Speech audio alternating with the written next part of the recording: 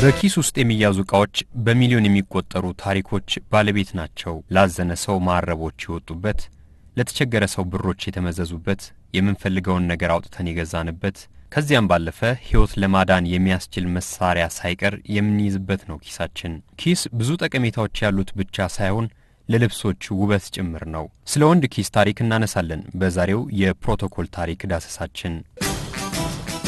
የኪስ የእንግሊዘኛው ቃል ፖኬት ማለት ሲሆን ስርወ ቃሉ ፖኬ ከሚለው የፈረንሳይኛ ቃል ይመዘዛል።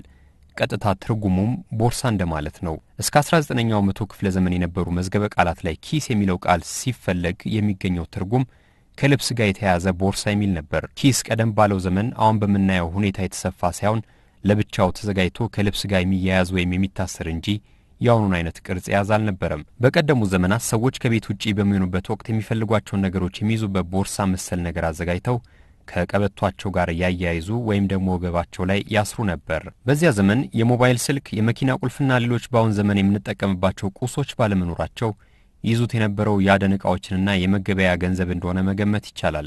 በሂደት ንብረትን ከሽፍቶችና ከዘራፊ ለመጠበቅ ሲባል የሚስጥር ማስቀመጫዎችን በልብስ የተለያዩ ክፍሎች መስፋት ተጀመረ። በቀላሉ ከልብስ ጋር የሚያያዝ በመሆኑ ወደ መኝታ ሲኬድም ከልብስ ላይ ተፈቶ በትራስ ስር ይደበቅ እንደነበር የታሪክ መዛግብት ያወሳሉ። ስለዚህ ኪስን በልብስ ላይ መስፋት ከገንዘብ መምጣት ጋር የተያያዘ ነው ሊባል ይችላል። ቦርሳ ሳያስፈልግ በኪስ ብቻ የሚያዙና ቀለል ያሉ ሌሎች ነገሮች መፈጠር ጀመሩ። ከነዚህ መካከል የኪስ መሐረብ፣ የኪስ ሰዓት፣ በኪስ የሚያዝ ጩቤ፣ በኪስ የሚያዝ መጠጥ፣ በኪስ የሚያዝ ሽጉጥ፣ በኪስ የሚቀመጥ ገንዘብ፣ በኪስ የሚያዙ መጻሕፍት ይገኙበታል። የልብስ ሰፊዎች ጥበብ እያደገ ሲመጣ በኮትና በሱሪ ላይ ኪሶች መስፋት ተጀመረ። በሂደት በሰደርያዎች ላይ ሳይቀር ኪስን መስፋት የተለመደ ሆነ።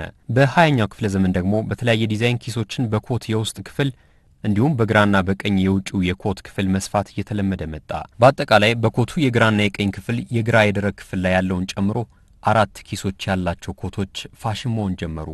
በቀኝ በኩል ያለው ተጨማሪ ወይም ሁለተኛ ኪስ ዓላማው ሰዎች በባቡር ሲጓዙ የባቡር ቲኬታቸውን እንዲያስቀምጡበት ነበር። ኪሱም በዚህ የተነሳ የቲኬት ኪስ ወይም ቲኬት ፖኬት የሚል መጠሪያ ተሰጠው። በሂደት ደግሞ ሳንቲሞችን ማስቀመጫ ሆነ። በአሁን ዘመን ሳይቀር ተመሳሳይ ኪሶች ያሏቸው ኮቶች ገበያ ላይ ይታያሉ። ሌላው ኪሱ ከላይ ተለጥፎ የሚሰፋበት ኮት ሲሆን በተለይ ወንዶች ለአደን ለስፖርታዊ ውድድር ሲወጡ ዕቃዎቻቸውን የሚያስቀምጡበት ኪስ ነው። ኪሶች በወታደራዊ ልብሶች ላይ መካተት ጀመሩ። በተለይም በሱሪ ላይ ሳይቀር በግራና በቀኝ ጎን እየተካተቱ ብዙ ነገሮችን እንዲይዙ ታስቦ ይዘጋጁ ጀመር። እንደዚህ አይነቶቹ በወታደራዊ አልባሳት ላይ ያሉ ኪሶች የካርጎ ኪሶች ወይም የዕቃ መያዣ ኪሶች የሚል መጠሪያ ያላቸው። የወታደራዊ ልብሶች ኪሶች በመጠናቸው ትልቅ መሆንና በሱሪም ላይ መካተታቸው ጥቅምን መሰረት ያደረገ ነው። የ20ኛው ክፍለ ዘመን ውጤቶችም ናቸው። እንግሊዞች በሱሪ ላይ ያሉ የካርጎ ኪሶች ብለን የጠራናቸውን የኪስ አይነቶች በወታደራዊ ልብስ ወይም ሱሪ ላይ እንደ አውሮፓውያን አቆጣጠር በ1938 ዓመተ ምህረት በሁለተኛው የዓለም ጦርነት ወቅት በማስተዋወቅ በታሪክ ቀዳሚዎቹ ሆነዋል። ባትል ድሬስ ወይም የጦርነት አልባስ የሚል መጠሪያ የተሰጣቸውም ነበሩ። እነዚህ ልብሶች በሱሪው ግራና ቀኝ የጦርነት ካርታዎችንና የመጀመሪያ ደረጃ እርዳታ መስጫ ቁሶችን ለማስቀመጥ ጭምር ይውላሉ። ሌሎች ተጨማሪ ነገሮችንም ለመያዝ ኪሶቹን መጠቀም በሚሊተሪ ውስጥ ትልቅ ቦታ አለው።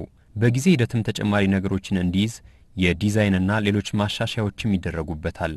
አንዳንድ የሚሊተሪ ዩኒፎርሞች በጃኬት ላይ 5 በሱሪ ላይ ደግሞ እስከ 8 የሚደርሱ ኪሶችን ሊይዙ ይችላሉ።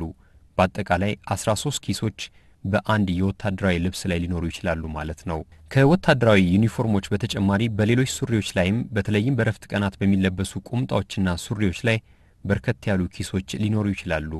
አንድ ሱሪ ብዙ ኪስ ከበዛበት ለመደበኛ ዝግጅቶችና ስነ ስርዓቶች የመዋል አቅሙ እየቀነሰና እየተወሰነ እንደሚመጣ ግምት መውሰዱ ተገቢ ነው።